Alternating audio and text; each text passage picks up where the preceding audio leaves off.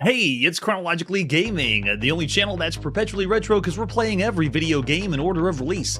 Playing the video games you want to see, playing the video games you don't want to see, and playing all the video games that you've never heard of. Welcome everyone to August of 1982. We're continuing our epic quest to play it all, and we last were on the Apple II playing Death Race 82. If you didn't get a good screenshot of the front of the box, there it is. I think the 82 kind of brings it down. Just Death Race by itself is all you need. Alright, so after Death Race, let's see what our next game is. It's time to stay on the Apple II and play some of the Desecration. I've never heard of this game. The Desecration is a title that, from the company Mind Games, I don't know of any other games. This is all they have. The first in a series of adventure-cades. And I'm sorry to say, there is no other adventure-cades. This is the only adventure-cade we're going to play. A very sci-fi themed front of the box. They're getting really good with the artwork though. The sci-fi or space games has shown some really good classics out there. Besides that, I think that's it for artwork. But let's pop in and play The Desecration by Greg Segal, Gil Beta, published by Mind Games. It is August 7th, 1982. That is quite an opening. Hey, at least I'm not doing the usual Apple II fade crawl through. Yes, maybe it will. So far, it's a desecration of our ears. They're still doing the opening. Oh my goodness. And that's where they spent most of the work. That's it. There's nothing else to the rest of the game. So you can see it is cracked by someone else. Now, this game is very unique. This is an adventure game that's trying something different. They're going to actually blend adventure game elements and arcade elements, like actual arcade elements. We've already seen plenty of adventure games change from the normal just text showing on the screen to a few graphics, and we've even seen adventure games that even dabble in some role-playing and have sometimes elements of role-playing, but then full-on role-playing experiences with adventure and some screenshots, and even some adventure games with some animation and maybe a few elements, but this one is one of the very first true, let's put an arcade game and an adventure game together. We'll see what happens. So on this main screen, you can pick between just going to the arcade mode. So the mode 2, 3, and 4 is just playing if you want to play the arcade game. We're going to go ahead and do the whole thing. Let's begin the adventure-cade.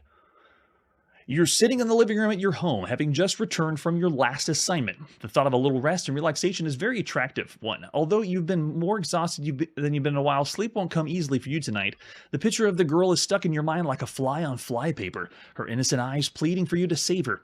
But what could you do? Helping her would mean risking the success of your mission. Besides, she was just another part of your job, wasn't she? You shake your head and thrust those images to the back of your mind, to be filed away with the rest of the unpleasant memories of the job. But it's your job, and you do it like nobody else can, because you're the only one there is. You are the intergalactic assassin. You are known for your unique methods and numerous accomplishments throughout the known universe. You're just about to slip into a light sleep when your video phone startles you. Video phone, it's the future. You check who the call is from and you want to answer, but you decide for you as a familiar image materializes on your monitor. With recognition comes a deep sigh as you settle back in your chair to listen to the coming assignment, which signals the end of your brief rest period. The person speaks. Pycron 9, as you know, is a small industrialized world part of the Pycro Corp mining empire. Pycron 9 is the headquarters from which Pycro's chairman Dunmark Pycro pulls the strings of his domain. Pycro has always been known as an aggressive businessman, and as of late has been known to have an eye for easy expansion of his corporate empire. This is what concerns your retainers. Your services are being contracted by a joint venture of rulers from some of the possible expansion targets. They want you to halt his expansion, thus alleviating their fears. In return, you'll receive the usual fee of 10,000 galactic sovereigns.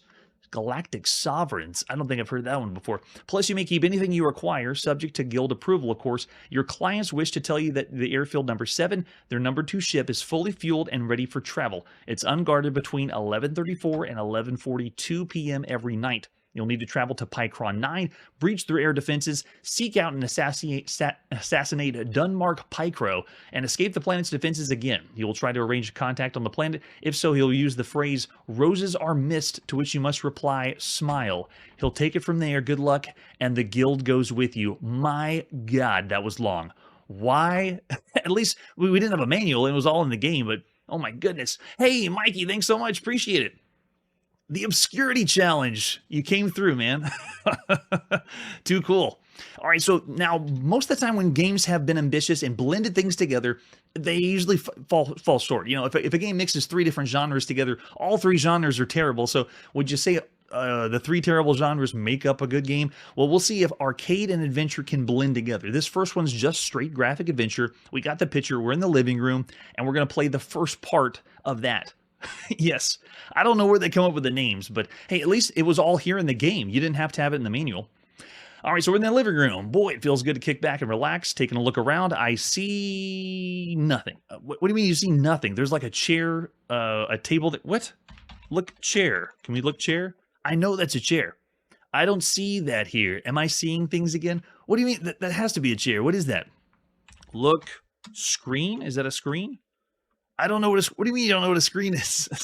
So we're in a room that obviously has things, but it says there is nothing. Let me try looking again. No, it does the exact same thing, and we see nothing. And can we go? We can. Okay, so we can go back and forth. They've done this with graphic adventure games where you can switch from, graphics back to the text. And we've seen this since the remakes that Scott Adams has done, and then several others by Sierra Online too. So this is a whole new company, but they're doing what we've seen before. Yeah, that's true. We've seen really cool mixed genre twists. One of the best ones was The Wizard and the Princess, but not the one from Sierra. The one in the United Kingdom. That was a blast. Okay, so let's just try to go somewhere. North. I don't know how to end something. What? You don't understand? North. End doesn't work? North doesn't work? Go north? What? You don't know what a north is? I don't think we played an adventure game that's done that. So I'm just doing this for fun because I have the walkthrough here, but it's an adventure game that doesn't fall in the usual tropes. So what we have to do is go right.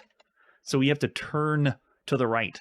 So right works. Kabang! I hope that'll kick. That kick will fix this bloody thing. Last time I used this thing, I ended up on the other side of the star system. Taking a look around, I see transporter controls. All right, look, controls. Let's see if we see anything else. Yes, back in your time machine, Victor. That's right. I don't know what Kadash is. It's August of 1982. There's nothing special about the controls. Okay, look again.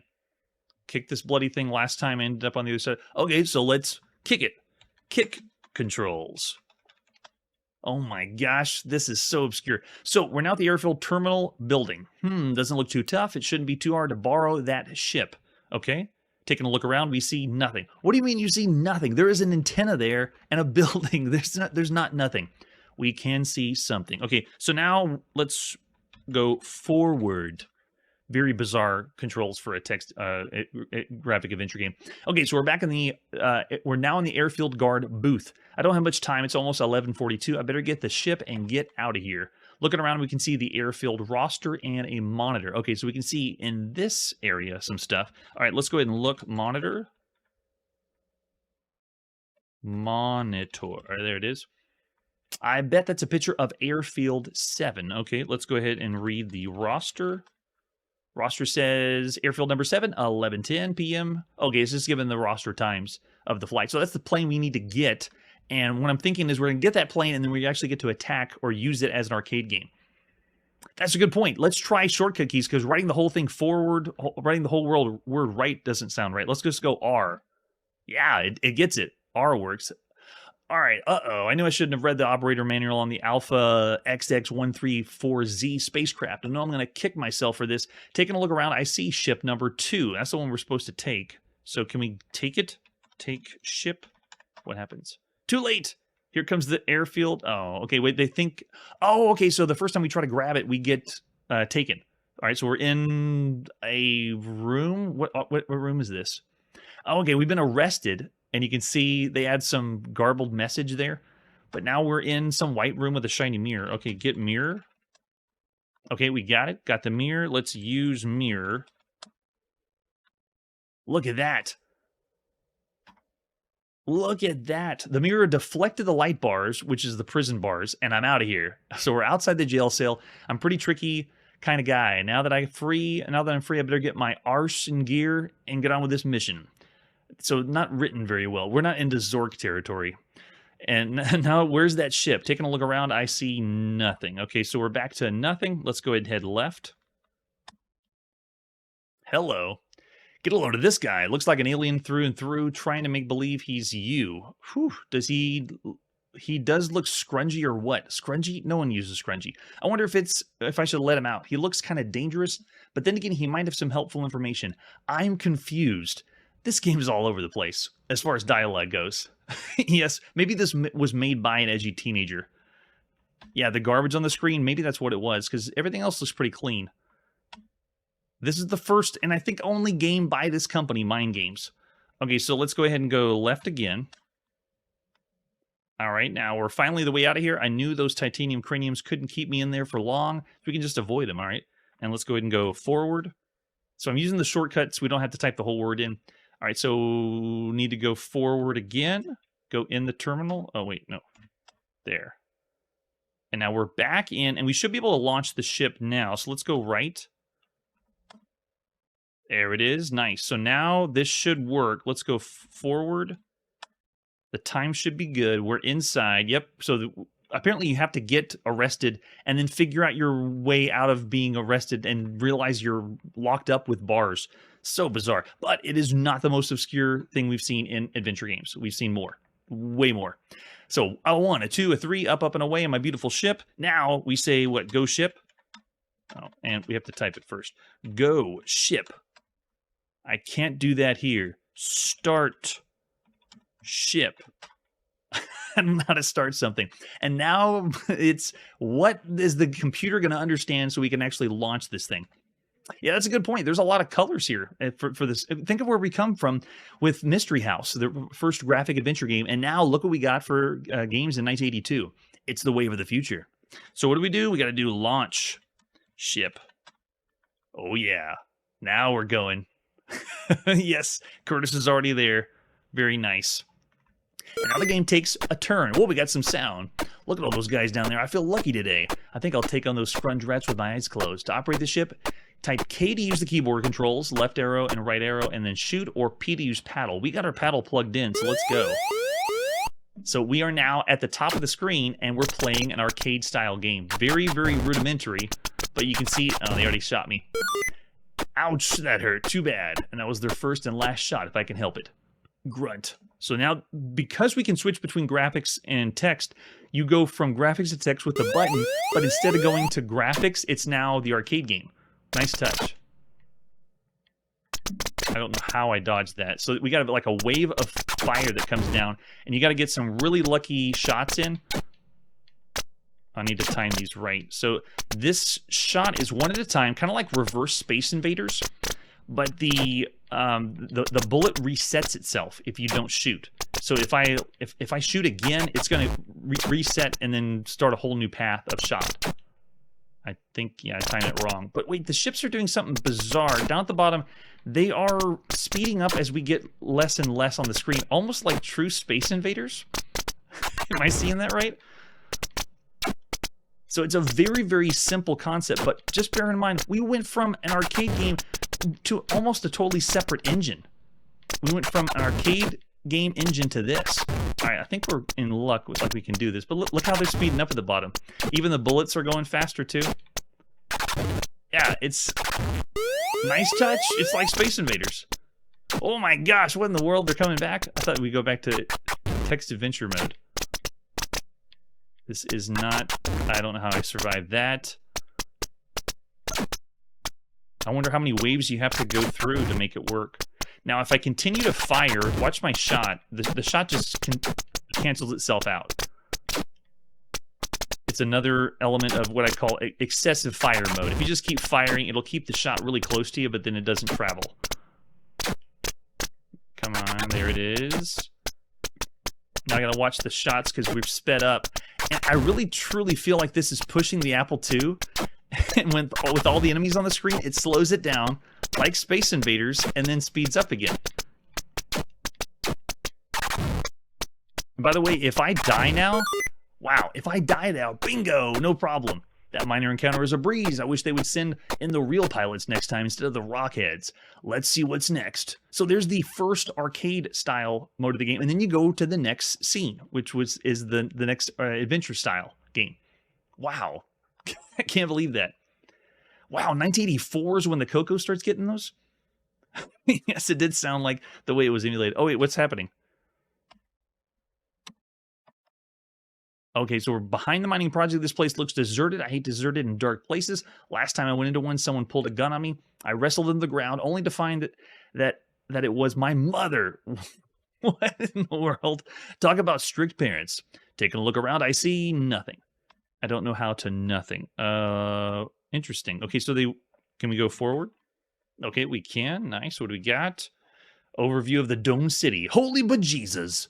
What an operation this Pycro's got going. This place is awesome. Too bad it all has to go. But alas, to achieve this, the planet has been stripped of all its aesthetic beauty, and as soon as all the resources are gone, it'll be left a barren dust world like the rest of his wake. Good stuff, huh?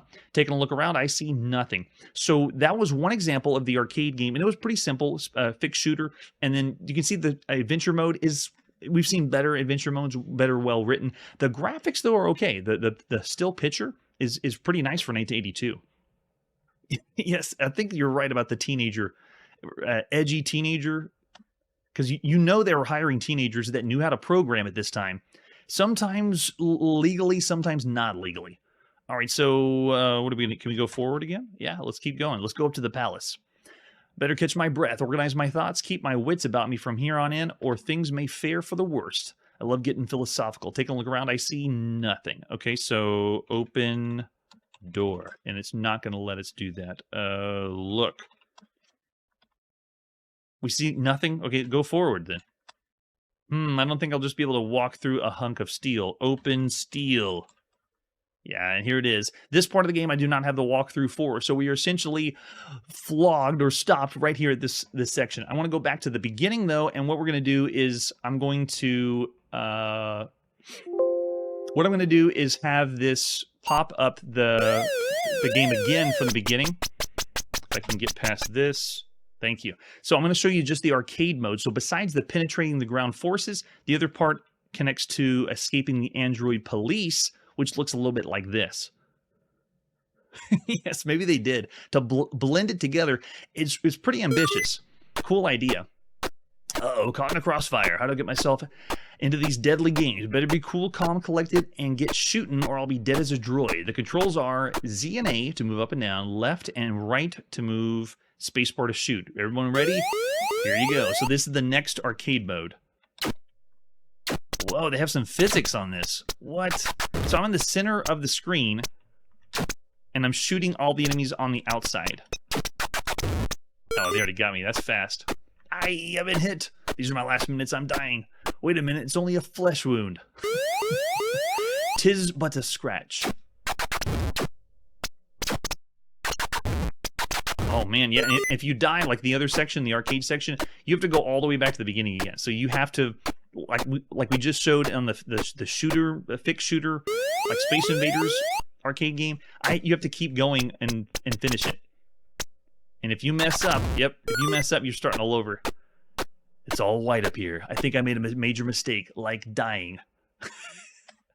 It does feel that way. So that's the other arcade, and then the final one is reaching the air command.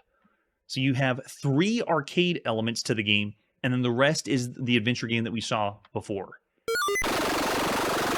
Oh gosh. System report condition green. Yes. That mode was kind of like Omega Race. Navigation fair, weapons fair, maintenance neglected, good, no scrambler. This is supposed to be the arcade side? We have tons of text. It doesn't seem like it's arcadey yet. Okay, what a hunk of space junk. Sounds like Star Wars. This console looks complicated. Well, here goes everything. Let's see. I'll press P to navigate with paddle. So you move and shoot, and then K for keyboard. So let's do it again. We got the paddle in. Let's see what the last arcade mode's like. We are in. Oh, okay, it did it again. So we're playing, again, a Space Invaders, but now it's from the bottom to the top. So this feels and plays the same, it just has a different background. But you can see their definition of arcade games, all you need is pretty much this, and then it's an arcade game. Same as before, though. It really feels like we're pushing the... And I died. Like we're pushing the Apple II with too many things on screen, and as we clear them away, then it speeds up, just like Space Invaders. Oh, right? And we're going to see a lot of this mix-up or mash-up of different genres. I love this. So cool seeing a little bit because this is the first fully functional, like, let's split the game completely. Let's do a little bit of one and the other, unless we deal with compilations, because we've already seen compilations with different styles of games. But this is one game with different genres, totally different on the spectrum, too. I don't think this puppy can take much more of this. Does it save? Okay, it does. Nice. All right, we can take him out.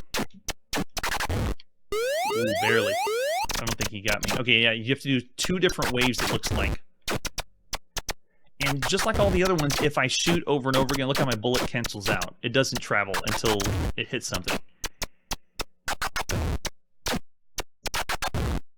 Yeah, it gets the job done. Now the question is, of all the games we played so far on a home computer, how enjoyable would this be, or how would this fare to everything else that's out there? Because of the ambition, and because it's really not terrible. It's not a bad experience for an arcade game. It's not a bad experience for a text adventure game. I'll say 3.5 stars of all the games we've seen up to this point. This is an experience that's rare. You wouldn't be able to have this or see this on other things out there. Oh, yeah.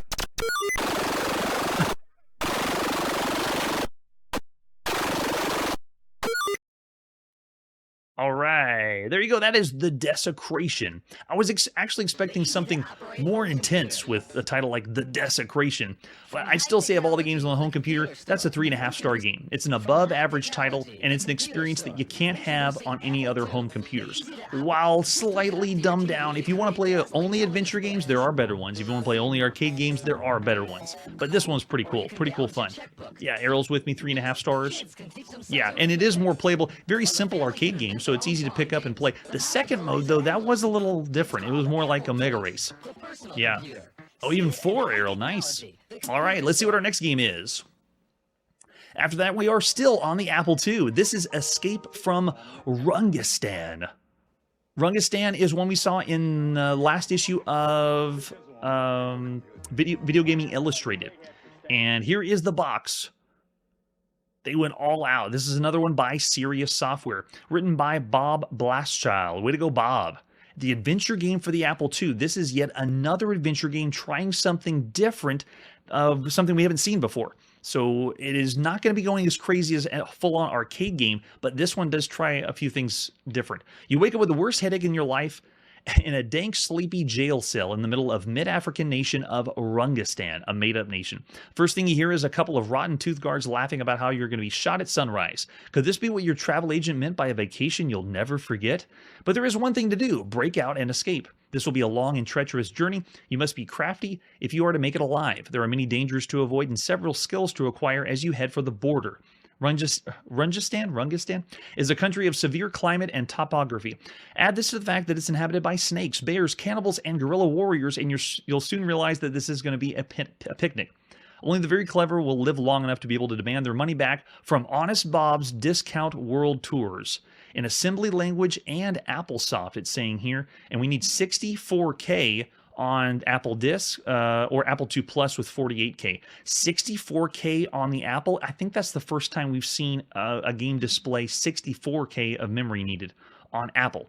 We've already seen it for IBM. Whoa, it's getting bigger. Let's see the other artwork we have for Escape from Rungistan. There's the 5.25 floppy disk. Glad to play another one by Serious Software. They aren't new to the adventure genre. We've already seen some that they've done before. Now, Escape from Rungistan, how do you play it? Oh, there it is. They have the same story we had before. To begin, we put the disc in.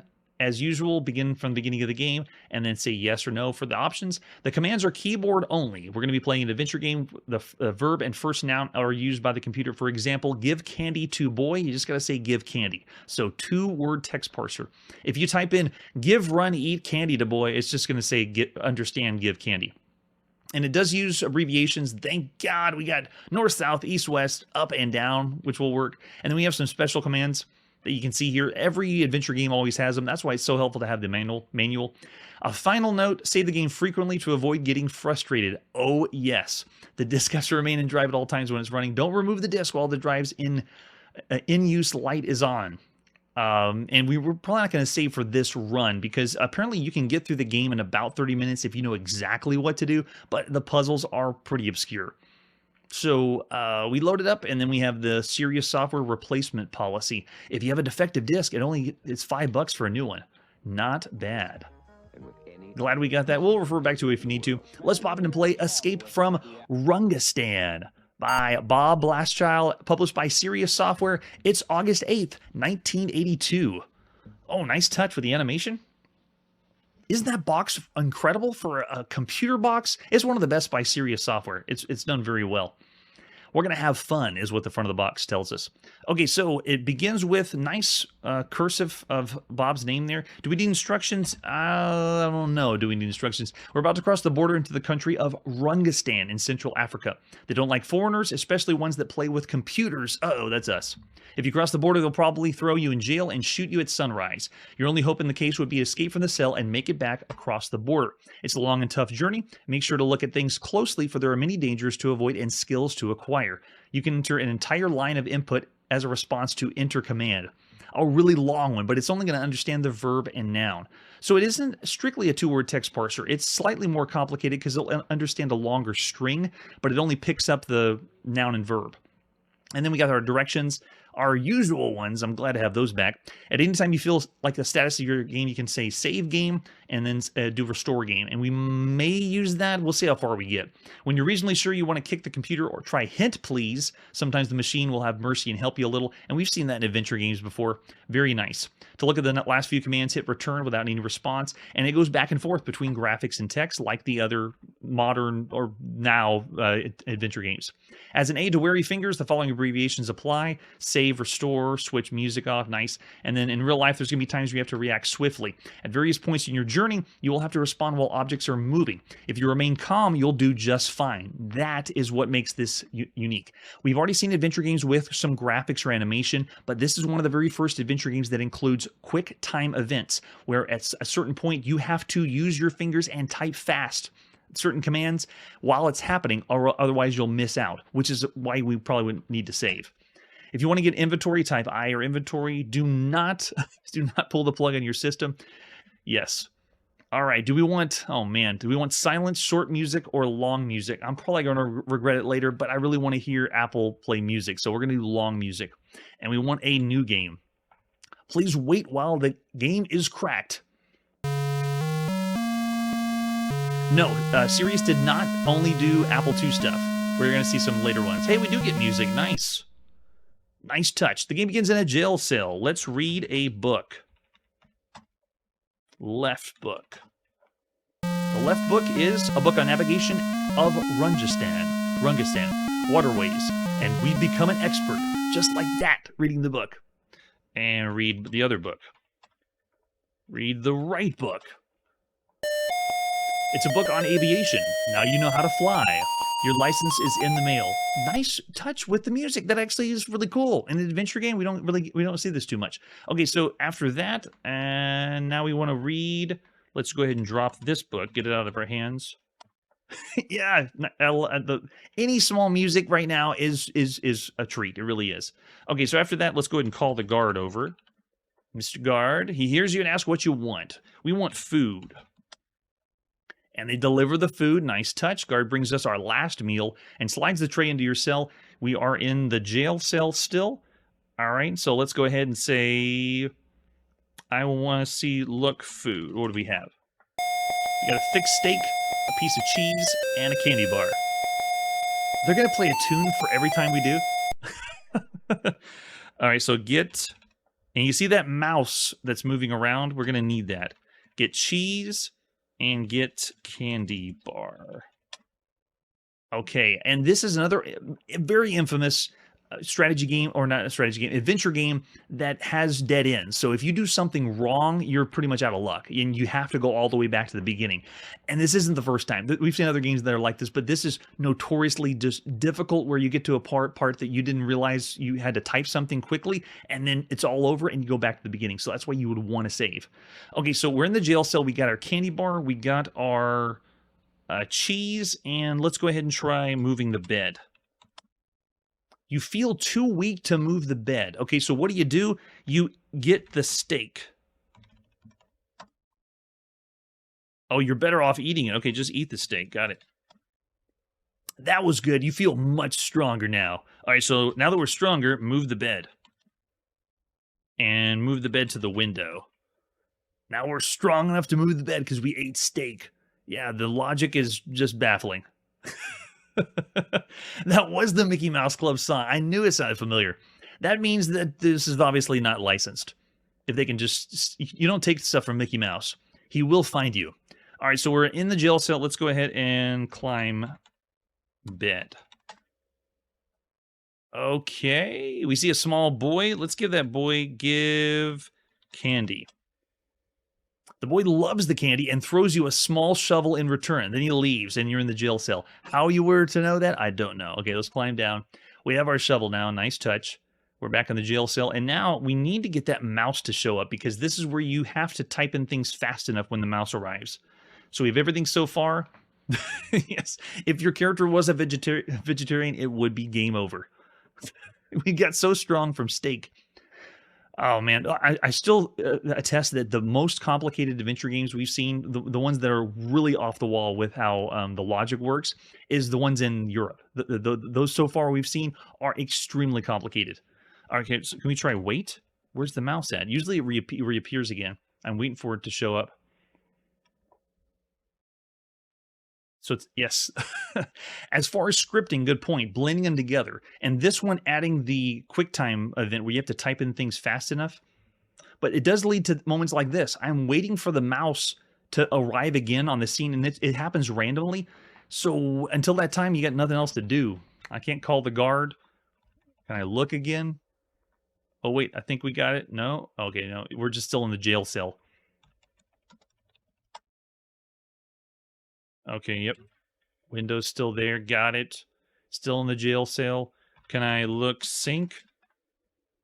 The sink is empty and doesn't work. Wait, it doesn't work? We don't get any water? That's terrible. Yes, maybe we should have. Okay, let's try wait. That won't work. Try something else. That's probably just the script they give you to try another word because they know the computer doesn't completely understand you. Anytime now. Can we sit? I don't understand. Can we sleep? No, that won't work. At this point, most of the text that we've seen with adventure games, it really shines on Zork because they have a larger vocabulary that will understand things. But most adventure games, they're still really, really slim. And you can't experiment and do things like, I want to do a headstand in the game or lift up the covers of the bed and sleep under the covers or something. Yes, right? Make a sandwich while we wait.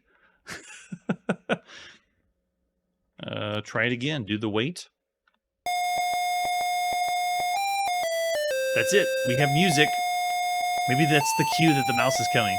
It's Mickey Mouse Club. Yes, give. Cheese. No, I spelled it wrong. No, give. And if you get the typo during the QuickTime event, then that's what happens. Man, this channel's like real-time 1982. Exactly what it would be like. And that's why the Mickey Mouse Club is there, because that's the cue that the mouse shows up. Which means we got to wait that long for the mouse to come out again? Yes, right? That's what we need to do. We should be waxing our chest, because every adventure game that we've seen up to this point has shown us we play better that way. Well, the mouse may not show up, but I really enjoy that they put in... Why is it still saying give? Well, let's see. What if we say give cheese, but we don't enter it in until the mouse arrives, and then we do it then? At this point, I'm willing to say wax mouse, yeah, and give it a shot. See, if we give cheese now, I don't think it'll say anything yet. It works. He's back. With Mickey Mouse Club. Now I'm being very careful. The mouse takes the cheese in the corner to eat. Get mouse. Got him. Nice. Okay, now that we got the mouse and the cheese, now we're going to go ahead and move the bed over, and we get that part. Next, we can dig the hole. Where? Let's dig it at the wall. That was fast. We've dug the hole in the wall, and we're in the jail cell. All right, so now let's go hole. It reminds me of classic Sierra adventure games. Okay, now we're in the courtyard. It finally worked. Yes. When things like that happen in an adventure game, I really want other people around If you remember playing these and having no one in the room, it didn't feel as accomplished, but when you have other people there, you're like, I got it, I figured it out. Everyone come over and look at the next picture. Here it is. Yes, we're not in the jail cell, so we're free. We're in the courtyard, so now let's go ahead and head south. Oh gosh, or the prison recreation area. Nice touch. All right, let's go up the prison recreation area. And we're still in the prison recreation area. Get rope, which is obviously a noose. All right, after we get the rope, let's head down. Nice touch. We'll go ahead and go north now. Back where we were. Now we're going east. We're going to need that rope and the mouse for something. Okay, so we're in a deep gorge to the east. And now we have to run toward the gorge. Oh, nice. Here we go. And quick, type jump. And if you type it too late, you will fall into the gorge and die. So another quick event. You got to type jump as fast as you can. What a breathtaking adventure game experience. Even, well, I wouldn't say Sands of Egypt. Sands of Egypt still was pretty cool with the presentation that they had. This is another, like, new experience with adventure games. It's not as graphically amazing as Sands of Egypt, but still pretty cool. All right, so after that, we run jump to the edge, and now we're going to head east. We made it to the other side. We're on the edge of the desert. Another desert in an adventure game. Is that supposed to be a requirement in 1982? All adventure games have to have a desert. All right, so after that, let's head east again. Still in the desert, and this is us lost in the desert yet again in another adventure game. It baffles the mind. All right, we're now at the path along the river that leads into the mountains. And let's go ahead and head north. Ooh, nice. Path along the cliffs. All right, going north again. Wait, what's happening? It stopped. The cursor's blinking, but it's not letting me type anything. Oh, maybe we have to type. No, the typing's just stopped on me. That's strange. Oh, wait, it's back. North again. Let's see if it understands. Okay, it does. Good. Now we have a path along the cliffs. After we go there, let's go ahead and head north again. Just avoid the hole. Don't worry about it. All right, a bridge ahead. And bridge over the River Kwai. They're just picking lots of cool... It reminds me of the other games we've seen a little before this, that they have just a small few notes for a song, but anything they put in just makes it very charming. Yeah, pretty cool. All right, so we're now at the bridge, and we're not going to go to the cave because it's not going to be necessary for this run through. All right, so let's go ahead and cross bridge. I feel like this is going to have another game. Crossing the bridge. What? Did I not spell it right? Okay, go north again. Am I not close enough? Oh, I'm sorry, I wasn't close enough. Now cross the bridge. There it is. A strong wind's causing the bridge to become unstable. Quick, go east. Nice effect, though. Jump. Forward. You rode the bridge into the river. The bridge survived. You didn't. You are dead. Hey, that reminds me of King's Quest. Whenever you die, they have a nice little quip at the end. I'm not going to see that for a few years. Do you want to try again? Against my better judgment, yes. Now, this is why you would want to save and then continue where you left off, but notice it was another event that was captured and you had to type in something fast enough. Yeah, so pretty cool. Now, this one isn't as quaint as blending the arcade together, but you can kind of see where what they're doing here. It's a nice idea. All right, so that was Escape from Rungistan. Of all the games you could play on a home computer, it's still around the range of the average adventure game. The QuickTime event adds a little bit to the element, but we've seen better ones that are well written. I still say around the average range if you think of all the games we've seen so far, around 3 stars. 4 for, yeah, I love it, Manly. 2.5 from Mikey. I wouldn't go that low, but I'd still say this is still around the average range of all the games you could play on a home computer. It's done very well, and you would have a good time. You would have some fun. All right, but that's not all. Let's see where we're going next. It's time to go to the United Kingdom and play on the Sinclair ZX81. This is City Patrol. This one and the next game were originally part of a dual package you could play. We're going to separate them because the dual package, I believe, was late 81 when it came out, and I wanted to showcase them individually because they're pretty special in their own right. Oh, very nice. All right, so City Patrol, let's take a look at the box. This one is the cassette box. Another sci-fi style game. We have just a UFO on a city backdrop. Looks very dystopian. Nice touch. And this is Macronix. That was originally done with a dual pack, and then this is published later by, I think, Sinclair Research. Save the city from alien suicide ships. As commander of a laser-firing ship, your success will depend on how many aliens you annihilate and how much of the city survives before your own ship is destroyed. I love it. And there's the original, the mix of City Patrol and Sabotage. You only need 16K to play these games. So amazing. And the other version is just an alternate one. Let's pop in City Patrol by Don Priestley. Way to go, Don. It's August 10th, 1982. So this one is the one that's published by Sinclair Research. The first one was Macronix. So if you want to be sticklers on when the release dates were, kind of like I am, I would understand. Wow, what are we seeing here? This is already amazing. This is a 16K game on the ZX81, and the screen has the text for the title, but look what's happening in the background. That is multiple layers that appear to be scrolling, like parallax scrolling, happening on the ZX81. I cannot believe my eyes right now.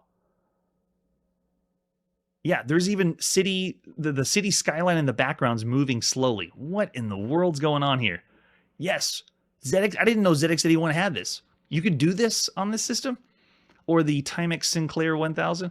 All right, I'm curious. Yeah, Don Priestley did some kind of magic. All right, so we can do keying and score, and then reminder. Let's go ahead and do that. What's the keys? Okay, so we can go up and down with F and V. Then left and right, we use N and J. And if you want to go fast to the left or fast to the right, you use N and then J, or J then N.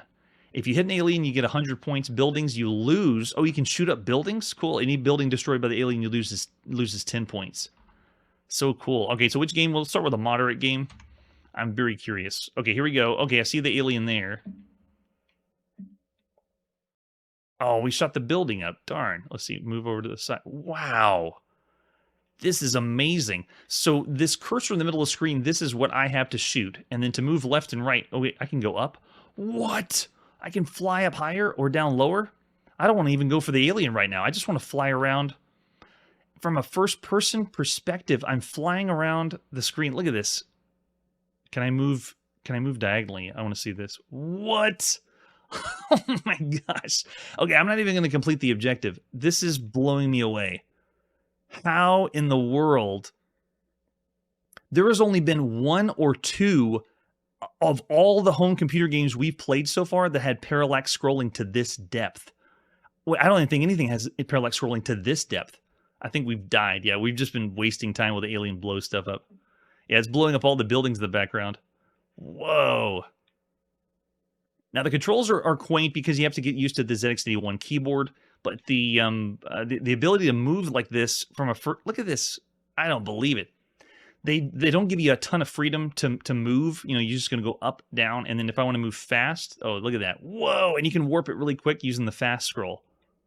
What in the world? I'm blown away. And you're having to hunt down, you can see the alien UFO in the background. It's a really small white blip, but the white blip is hiding behind the buildings. Yeah, and it comes down and blows them up, and we're losing points. There he is. Get him. No, get him. Wait, I thought I had him. Wow, that's impressive. Well, now I want to see if it actually works, because the explosion hits. That's my shot, but it doesn't seem like I'm getting a hit on it. Right? We played the flight simulator on this one. This is way better than the flight simulator. This is just fun to be able to fly around. As usual, mostly as usual, we don't have any sound on the ZX81. We've only played one game that had sound, so 3-level parallax. Look, we have one right in the foreground, then we have one behind that. Wait, there's another one. That's four levels. There's another one behind. Gosh, yeah, it's blowing up more buildings, so it's harder to tell. Now, you have to get this sucker. It's really tricky to get the UFO. Let's see if I can get him. Wow, yeah, he's flying to the side, and you got to... I think, yeah, we're going to lose a lot of points because we're just not playing as well as we should. This is amazing. I don't think... this is bizarre seeing this from the ZX81. We haven't played any other computer game trying to do this many levels of parallax. Yeah, well, you need the 16K. Truly amazing. Wow. And there it is, the UFO in the background. Can we get him? He's going to crash, I bet, right? So you can lose points by, like, blowing up buildings. He got us. I can, like, shoot this building down. Look at that. And then go in this one. And you can go around and destroy the buildings. Look how many...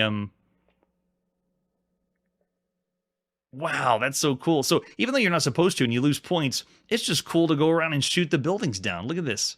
Wow. It's showing you also with a flash what level of the parallax it's on. Man, that's amazing. Too cool. And the fact that it's able to do it while you're going diagonal. Look at this, the diagonal scroll. Oh my gosh. Now I want more games right now. I want to play more games that are like this. It's too cool. Yes, even Moon Patrol only had 3 levels. This is 4. I need to reset it so we can see the buildings from the beginning. We've destroyed, and the UFO's destroyed too much. If you look at the top right, we have severe damage. Who's the bad guy? Us or the alien? I think it's us. Oh, man. Really cool. So I haven't even done the objective. I haven't even blown up the alien. Can we even do that? Let's see if we can get him. Got him. There we go. Okay, it does work. So you have to get your reticle in the right spot. It's really tricky. You've been alienated. Awesome. Our score was negative 1,310. Any key to start another, and then L to change the game level. Well, just for fun, let's go nuts and see what the crazy... Let's do impossible. What's impossible look like? Wow, this is nuts. There's so many buildings. Let's see, I think I saw the UFO over here. It almost seems unreal that it's able to scroll like this. I hope we see more games by Don Priestley, and he does crazy things like that. Yes. Yeah, 4.5 for just, if we're doing just the ZX81, yes, I'm with you. It is one of the best games on the ZX81. It's up there with Mazogs, if you've seen Mazogs. That was a lot of fun. Yeah, as far as gameplay, though, it's really tricky to play. You have to get the UFO lined up right between those 2 X's of the crosshair, and if you don't really get a shot. So it's extremely difficult, especially now that I'm playing on, impossible. Just shoot behind. Go, go, go. Where'd he go? He just disappeared. I had him right in my sights, and see, it's really easy to lose him because of that layer of parallax. That's true. We're dazzled by the graphics, but the gameplay is, it's all right. I really don't want this to be forgotten, though. So for City Patrol, I don't want to say it's a game that's bad.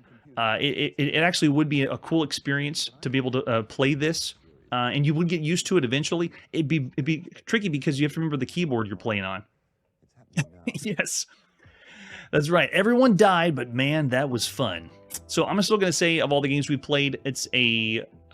You know what? No, I'm going to have to go above. I want to go 3.5 stars. Just because of the way it looks. I don't want it to be missed. The City Patrol has to be understood how cool this is. Yeah, Mikey's going 3.5. Yeah, definitely 4.5, maybe even 5 for ZX81. But yeah, I'll go 3.5 stars of all the games on a home computer. That's pretty cool. But that's not all. The other part of the 2-part package was by the same place as Sabotage on your ZX81. Let's check out the other title that was on the same cassette, or originally by Mechronics. So this is now the later one by Sinclair Research. And there's the original with them jumbled together. The whole screen represents a plan of a compound in which you randomly place boxes of ammunition. The two participants are a guard and a saboteur. You can choose to play the guard or the saboteur. The computer will control the opposing character. It's suggested you start off being the guard, as it's an easier game. If you play as the guard, you move around and you trying to take out the saboteur. First thing you'll do is indicated by the place on the compound, the explosive charge will do the most damage, and then you blow things up. The guard will, I think you play as the letter S when you're the guard. And, oh no, the S is for the saboteur. You play as the G.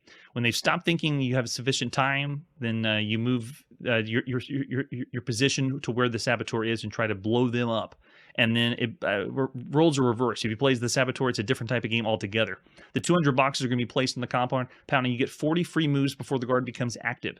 You find a suitable place and plant your charge, and you have 10 moves to retreat to a safe distance before it explodes, taking with it a maximum of 50 boxes, 10 points a box. So 2 different ways to play, or 2 different kinds of games that are in this, done a little differently than what we've seen before.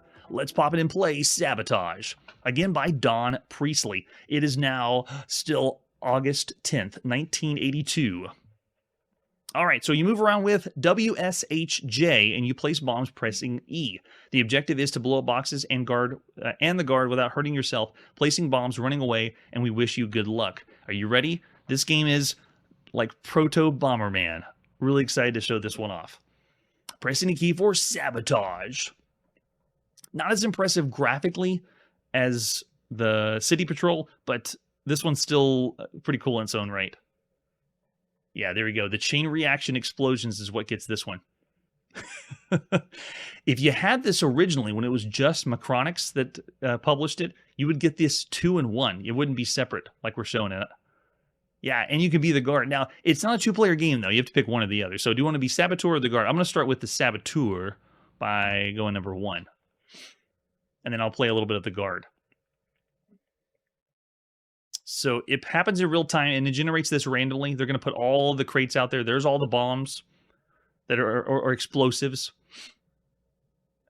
And then whenever you begin, it's like a top-down maze game that we've seen. I am as the S over here. Oh, this isn't good. I'm trapped. Can I move any of the boxes? Uh-oh, not good.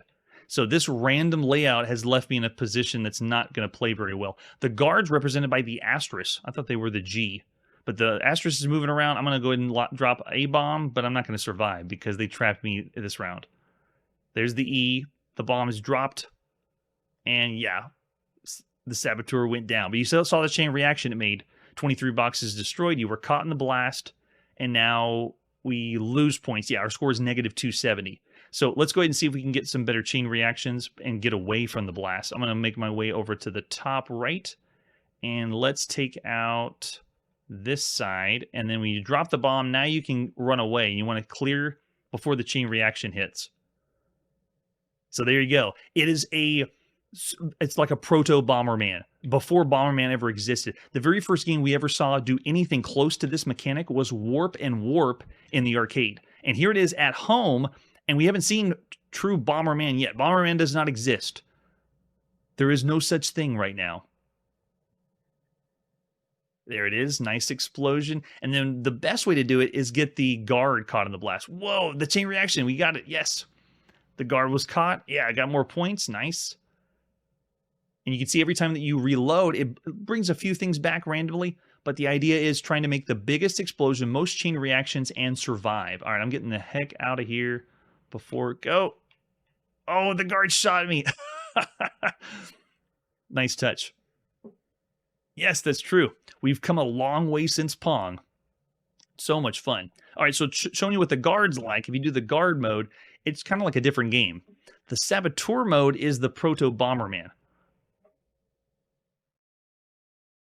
And this was combined together as one game when it was original, but then later when it was done by Sinclair Research, they put it as different ones. Okay, so here's the moves.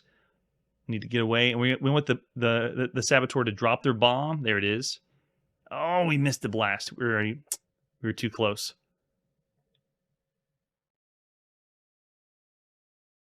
Oh, yeah, gameplay-wise, I would consider this better than City Patrol. Yeah. Cool idea. So you can see on the bottom left, it's showing the moves. And then once I do a certain amount of moves, then the Saboteur does his. Okay, got it. We survive. Nice. We now get to play as the Asterisk. Okay, moves 49. I'm going to move myself over here to the corner. And then the Saboteur does its move. What really would have made this game impressive is if you could play at the same time. One person gets to play as the Saboteur, one person gets to play as the guard. And is that going to be done? Are we going to see that game later? If we don't see that later, then why has nobody done that with any game where we can play this at the same time? That is awesome. So that was 2 games in 1 originally, and then they split it apart. For Sabotage, I still say it's a pretty cool time, and especially since it was combined together, I'm going to rate them the same. 3.5 stars if you consider all the games you could be playing right now on a home computer. Yeah. I know, and I don't know for sure if this came out or available on the Timex Sinclair 1000 unless you imported it from the United Kingdom. But a really good time and a very creative time. Now, it's time to put the video game playing on pause. Thanks for hanging with me while we played some ambitious adventure games. Tune in next episode for It's a Bird, It's a Plane, It's another arcade game by Namco. And speaking of arcade games, is Mario the bad guy now? That's it for today, and like I always say, I'm sure if we go fast enough, we'll be able to play all the games. Hey everybody, thanks for checking out the channel and joining me on my quest to play every single video game in order of release. We'll be streaming live every weekday at 9 p.m. Central, so join us and let us know if we miss any games along the way. This video would not be possible without Launchbox, RetroArch, and MAME. Tell all your friends there's some crazy guy named Chronologically Gaming trying to play every single video game. We have links down below that'll send you to places like our Discord and Patreon, and one that says all the video games we've ever played. If you go there, it's a list of everything, and you can click right to the game you want to see. Chronologically Gaming is the name to look for. We are perpetually retro, and we will catch you next time.